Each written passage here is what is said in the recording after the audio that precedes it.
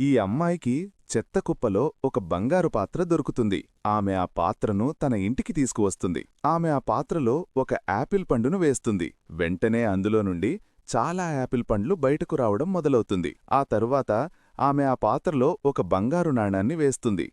చూస్తుండగానే అందులో నుండి లెక్కలేనన్ని బంగారు నాణేలు బయటకు వస్తాయి.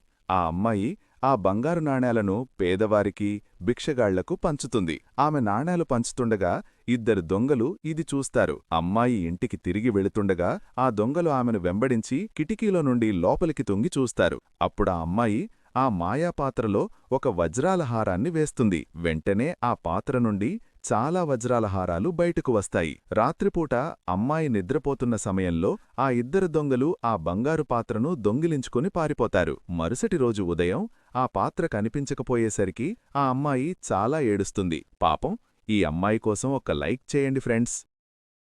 Download ShareChat. ఒక అగ్నిపర్వతం నుంచి బయటికి వచ్చి ఒక పెద్ద గుడ్డు గిర్రున తిరుగుతూ గ్రామం వరకు వచ్చేస్తుంది. గ్రామస్తులు దాన్ని చూసి పరుగెత్తుకుంటూ అక్కడికి వస్తారు. కాని అంత పెద్ద గుడ్డును చూసి భయపడిపోతారు. గబగబా ఆ గుడ్డును గ్రామం బయటికి తోసేస్తూ అడవివైపు నెట్టి పంపిస్తారు.